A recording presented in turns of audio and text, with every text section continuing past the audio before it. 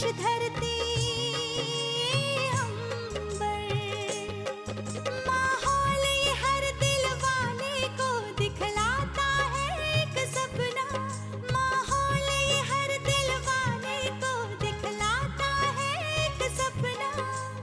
कोई तो होगा अपना रामा हो रामा, कोई तो होगा अपना।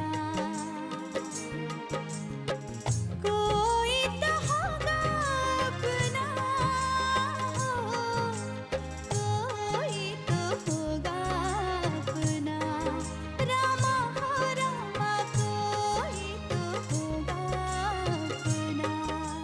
बहुत अच्छा जी लेकिन मिठाई आप खाइए, हमें खबर सुनाइए। तो ठाकुर साहब जल्दी से अच्छे वकील कर लीजिए, कागजात हमने तैयार कर लिए हैं।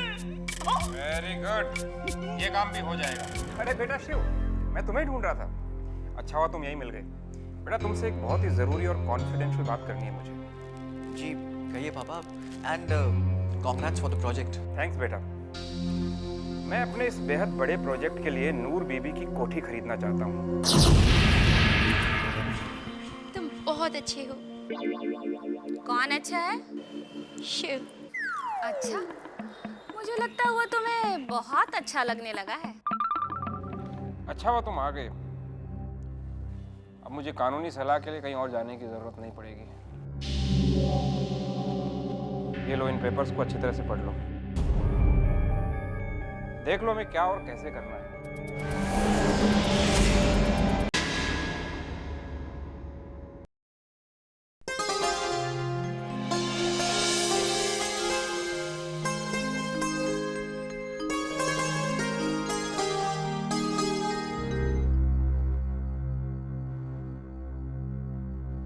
अरे शिव, देख तो ये कैसा लग रहा है। अच्छा है माँ, और ये भी सुंदर है। पता है ये सब क्या है? क्या? जब तू छोटा था ना, तब से ये सारी चीजें एक एक करके मैं अपनी बहू के लिए जोड़ रही हूँ। थैंक्स माँ। क्या बात है शिव, तू इतना कटा कटा क्यों बात कर रहा है? कोई परेशानी है क्या? हाँ माँ, एक बात है जो परेशान कर रही है। एक धर्म संकट में फंस गया हूँ माँ। कैसे? माँ, एक तरफ दोस्ती है और दूसरी तरफ बेटा होने का फर्ज। समझ नहीं आ रहा किसे निराश करूं और किसे निभाऊं। तुम्हें कुछ बताओ ना माँ। अरे बात क्या है, तू साफ साफ तो बोल। माँ, पापा अपने स्वार्थ के लिए मेरे बचपन की दोस्त कुसमी, उसकी कोठी पर कब्जा करना चाहते हैं। जायज नाजायज जबरदस्ती किसी भी तरीके से। और कुसमी का परिवार उस घर को खाली करना नहीं चाहता। अच्छा, अब एक वकील और एक दोस्त होने की हैसियत से कुसमी मेरी मदद चाहती है, और यकीनन पापा भी यही चाहते हैं कि मैं उनकी मदद करूं इस केस पर। देखो बेटा, ये बिजनेस और कानूनी दांव पेच तो मैं नहीं जानती, पर हाँ इतना जरूर जानती हूँ कि जो तेरा दिल कहे तुझे वही करना चाहिए। कहते हैं अंतरात्मा सही रास्ता दिखाती है, और तुझे भी वही करना चाहिए जो कि तेरा दिल कहता है, और जो तुझे सही लगे बेटा। माँ, सही तो कुसमी का परिवार है।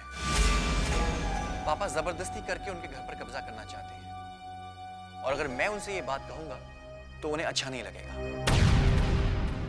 माँ प्लीज, तुम क्यों नहीं कहती पापा से कि उनको जबरदस्ती बेघर ना करें? जब वो लोग अपना घर खाली करना नहीं चाहते तो क्यों उनके साथ जबरदस्ती कर रहे हैं? तुझे तो पता है ना अपने पापा का स्वभाव, वो जिस चीज को ठान लेते हैं उस बात को मनाना असंभव हो जाता है। माँ, आज के युग में ऐसी मनमानी नहीं चलती। अगर कानूनी दांवपेच में पड़ जाएंगे ना तो दोनों तरफ अशांति होगी और कुछ नहीं। बेटा, अगर मैं कोशिश भी करूं फिर भी वो नहीं समझेंगे, और तू तो जानता है ना वो हमेशा से वही करते आए हैं जो उन्हें करना है। चलो, बुलावा आया है, पापा ने बुलाया है। तुम चलो, मैं आता हूँ। अच्छा सुन, तुझे जो ठीक लगे तू वही करना। हाँ मैम।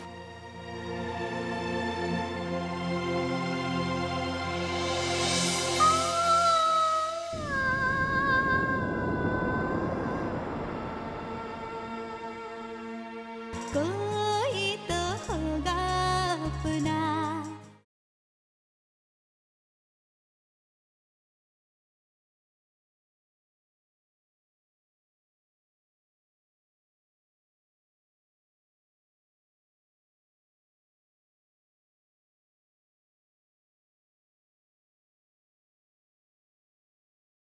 कोई तो होगा अपना।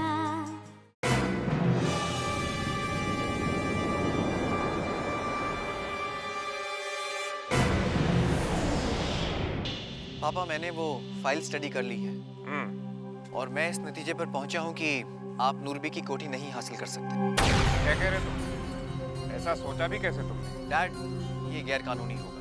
कानूनी और गैर कानूनी की बात तुम मुझसे मत करो। मैं उन लोगों को उस कोठी की 3 गुनी ज्यादा कीमत दे रहा हूँ।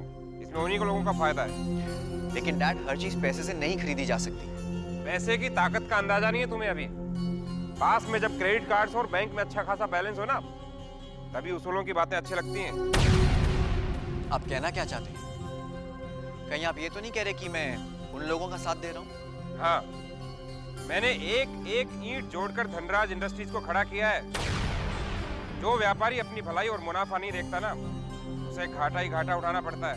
डैड, मैं घाटे या मुनाफे की बात नहीं कर रहा हूँ। मैं आपसे सिर्फ ये कह रहा हूँ कि गैर कानूनी तरीकों से किया गया बिजनेस कभी फलता फूलता नहीं, बल्कि उसे करने वाला हमेशा फंसता ही है। अब तुम मुझे सिखाओगे कि बिजनेस कैसे करना है मुझे? 4 कदम नंगे पांव चलते हो तो छींकें आने लगती हैं। जैसे मैं कहता हूँ वैसे करो। सॉरी डैड, लेकिन मैं भी आप ही का बेटा हूँ। जो मुझे ठीक लगेगा मैं वही करूँगा। और फिर बचपन में आप ही हमें आदर्शवादी और सच्चा इंसान बनने की दलीलें देते थे। तो आज जब खुद पे बन पड़ी तो अपने ही असूलों से दूर भागने लगे। इस मुद्दे पर और बहस नहीं। काम बहुत आगे बढ़ चुका है। अब मैं वापस नहीं लौट सकता। अगर तुम इस केस में मेरी मदद कर सकते हो तो ठीक है, वरना शहर में और भी बहुत सारे वकील हैं। ठीक है डैड, अगर आपका यही फैसला है तो यही सही। आप कोई और वकील ही कर लीजिए, क्योंकि मैं सही का साथ छोड़ गलत का दामन नहीं थामूंगा। अच्छा, बड़े आदर्शवादी बन रहे हो। मैं देख रहा हूँ कि इस प्रॉपर्टी के मुद्दे को लेकर तुम कुछ ज्यादा ही पर्सनल हो रहे हो। डैड, शायद आप ठीक ही कह रहे हैं, लेकिन मैं सिर्फ सच का साथ देने की कोशिश कर रहा हूँ। कुसमी मेरी एक बहुत अच्छी दोस्त है और मैं उसे बेघर होता हुआ नहीं देख सकता। Excuse me.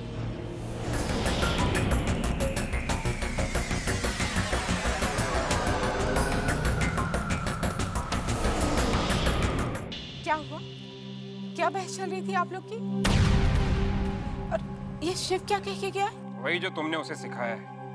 तुम्हारी बोली बोल रहा था वो। अरे आप कभी तो उसे समझने की कोशिश कीजिए। अब वो बड़ा हो गया है, समझदार है और उसकी भी अपनी सोच है। आखिर वो बेटा भी तो आप ही का है। लगता है अभी तक आप लोग एक मत नहीं हुए हैं। जिसे मुझसे सहमत होना हो होए। मुझे किसी से मत मिलाने की जरूरत नहीं है।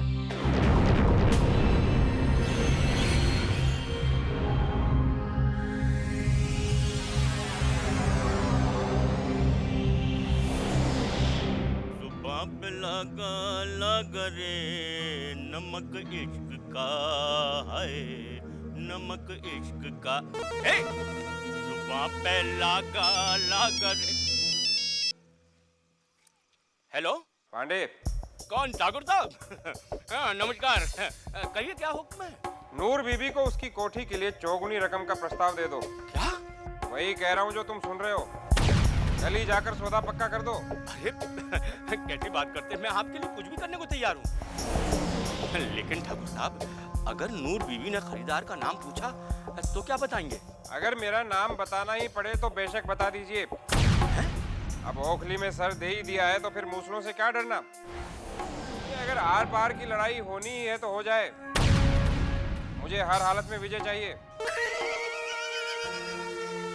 माय गॉड की कसम, ठाकुर साहब तब तो शंखनाद बजवा दीजिए, विजय हो गए हमारी। हाँ, अरे जब नूर बीवी को पता चलेगा कि खरीदार आप हैं, तो उसके हाथ से तो हथियारी छूट जाएंगे। इसे कहते हैं नेले पे तहरा। हाँ, लेकिन तुम बात संभाल कर करना। अब बातें करना बंद करो और काम पर लग जाओ। जी। नूर बीबी, अभी तक जितना समझी हो कम समझी हो द्वारका पांडे को। अब देखना क्या करते हैं हम। कोई तो होगा अपना।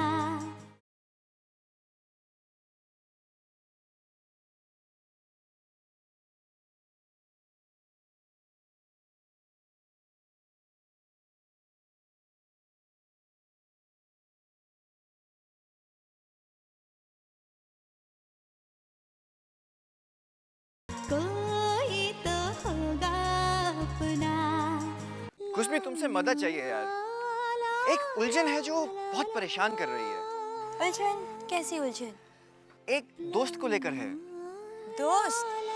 गर्लफ्रेंड या बॉयफ्रेंड? अरे पहले प्रॉब्लम तो सुन लो। मेरी एक दोस्त है और वो एक अजीब सी सिचुएशन में फंस गई है। अगर वो अपने बॉयफ्रेंड की हेल्प करती है तो उसके पापा दुखी होते हैं, और अगर पापा की हेल्प करती है तो उसका बॉयफ्रेंड दुखी होता है। अब तुम बताओ उसे क्या करना चाहिए? उसका नाम क्या है? नाम? अरे नाम बाद में बता दूंगा। तो समस्या का समाधान भी बाद में सुन लेना। कम ऑन यार, ये क्या बात हुई? तो मैं क्या बोलूं? तुम पहेलियों में बातें करते जा रहे हो और मैं पहेलियां सुलझाने के मूड में नहीं हूँ। Let me go now. Kusmi please यार, तुम और तुम्हारा मूड ना। तो और क्या करूं? जब देखो पहेलियां पहेलियां पहेलियां, जब देखो गर्लफ्रेंड गर्लफ्रेंड गर्लफ्रेंड। एक तो ना गर्लफ्रेंड का नाम बताए ना उसकी सूरत दिखाई। तुम और तुम्हारी गर्लफ्रेंड जा करके अपने प्रॉब्लम्स खुद ही निपटो, मैं जा रही हूँ। कुसमी, कुसमी, कुसमी बात तो सुनो यार। कुसमी, कुसमी,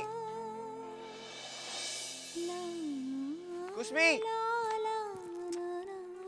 ये बजरंगबली कहाँ फंसा दिया यार। मदद मांगने आया था और एक और मार का शिकार हो गया। लेकिन ये लड़कियां एक दूसरे से इतनी जलती क्यों हैं?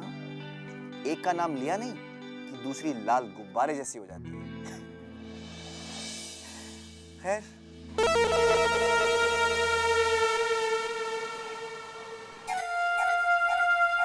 क्या बात है पांडे जी, आज बड़े गहरे चिंतन में हैं। अरे भैया, गुणा भाग लगा के ये जानने की कोशिश कर रहे हैं कि धनराज सेठ आखिर उस कोठे की कीमत चौगनी देने को तैयार क्यों है। लगता है कहीं से बहुत बड़ा हाथ मारा है। हाँ भाई, व्यापारी बिना मुनाफा का तो रकम खर्चता नहीं है। मोटी रकम पाई है सो मोटी रकम लगा रहा है। ये जानने की कोशिश कर रहा हूँ भैया मैं। बाहर से सेठ लोग आए थे, सुना है मुंबई से पार्टी आई थी, कहीं वही तो कौवे को मोती नहीं खिला गए। क्या हुआ पांडे जी, कोई समीकरण बना क्या? अरे नहीं यार, नहीं बना।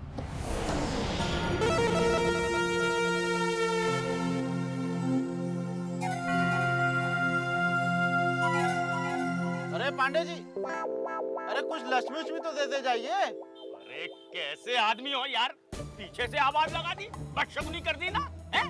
तिलक लगा के आए हो और इतनी छोटी सी बात करते हो। अरे आज तक मैंने किसी का लेके दिया नहीं, तुम्हारा लेके भागूंगा नहीं भैया। आज तक कभी सच के नजदीक गया नहीं और झूठ का साथ छोड़ा नहीं। अरे सब एक साथ क्लियर कर दूंगा तुम्हारा अकाउंट। अभी जरा नूर बीबी को जाके झटका देना है? नूर बीबी समझ जाओ, द्वारका पांडे आ रहा है। अब हम दुनिया को चूना लगाते रहते हैं, ये पांडे जी हम ही को चूना लगा के चले गए।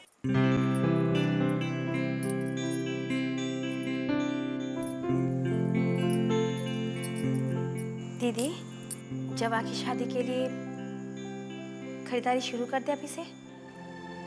नेकी और पूछ पूछ। अगर अब हम खरीदारी शुरू करेंगे तो ही तो धीरे धीरे जाके हमारी तैयारियां पूरी होगी।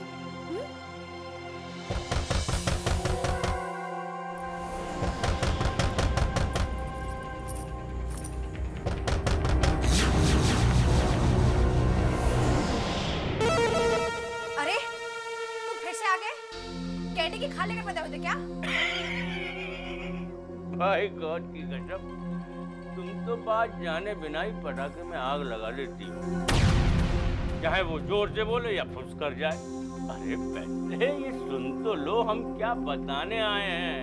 हाँ हाँ, हम आपके फायदे की बात बोलना चाहते हैं, समझी? नहीं समझी? नूर बीबी, नूर बीबी,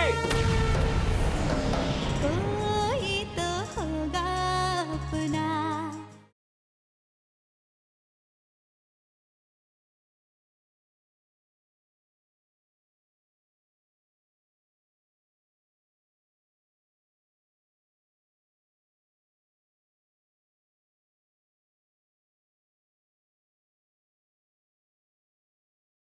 कोई तो होगा अपना।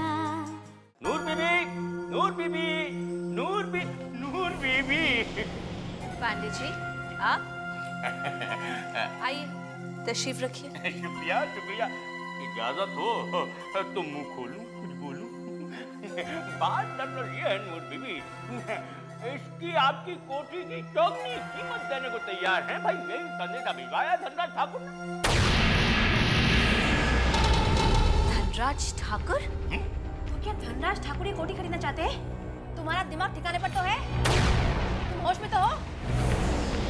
तुम जानते भी तुम क्या बोल रहे हो? मालूम है। झटका जरा जोर से लगा है। भाई वो तो बात सही है, लेकिन भूकंप तो आना ही था ना। अब अगर सौदा पक्का है तो फिर परमिशन दीजिए, मिठाई मंगवाई जाए। हैं? पांडे जी, आपकी हिम्मत कैसी हुई इस घर में आने की? आपसे मना किया था ना कि इस घर के आसपास भी नजर नहीं आना। कर लो, हम पर गुस्सा कर लो। अरे ये द्वारका पांडे इतना निर्दयी भी नहीं है कि आपके दर्द को भी ना समझ सके। आप हमारी चिंता करना छोड़ दीजिए। हम अपना भला बुरा खुद सोच सकते हैं। आप जाइए और अपना रास्ता नापिए। वो तो हम नाप ही लेंगे, लेकिन लेटेस्ट बात आप अपनी माता श्री से जरूर सुन लीजिएगा। नहीं, अभी हम जा रहे हैं, बाद में आएंगे मिठाई लेके। आप भी मुंह मीठा कीजिएगा, आप भी खुश, हम भी खुश। अच्छा चलते हैं हम, बाय गॉड की कसम फिर आएंगे। हाँ, जय जय राम सिया, राम सिया, राम सिया, जय जय। मम्मा, आपने इसे अंदर कैसे आने दिया? और ये क्या बोल रहा था? किस लेटेस्ट डेवलपमेंट की बात कर रहा था ये? द्वारका यही कहने आया था कि ये कोठी कोई और नहीं, धनराज ठाकुर खरीदना चाहता है। और आज वो इस कोठी की कीमत बढ़ाकर चौगनी दाम देने को तैयार है। What? धनराज ठाकुर? हाँ, वही धनराज ठाकुर जिसका बेटा हमारी मदद करने के लिए दुहाई दे रहा था।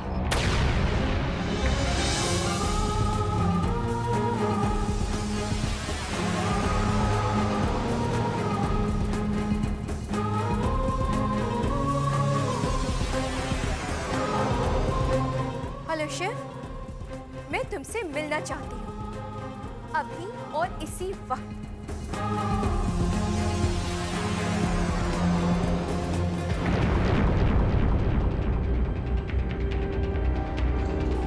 अब और कुछ बचा है जो तुम मुझसे मिलने जा रही हो? मम्मा, मेरा शिव से मिलना बहुत जरूरी है। कोई जरूरत नहीं, बहुत तमाशा हो चुका है, अब और नहीं, बस। मम्मा, अगर ये तमाशा है तो इसकी शुरुआत उसने की थी और अब ये अंत मैं करूंगी। छोड़ो कुसमी, अब कीचड़ में पत्थर फेंकने से क्या हासिल होगा? नहीं गंगा मासी, मेरा जाना बहुत जरूरी है। दीदी, विधि का विधान बड़ा निर्मम होता है। विधाता जिस पक्ष को विकसित करना चाहता है, वो पक्ष उपदेशों और जोर जबरदस्ती से ही संवारा जाता है। जैसे कि भोलेनाथ की इच्छा के आगे किसी का वश नहीं चलता। जाने दो कुसुमी को।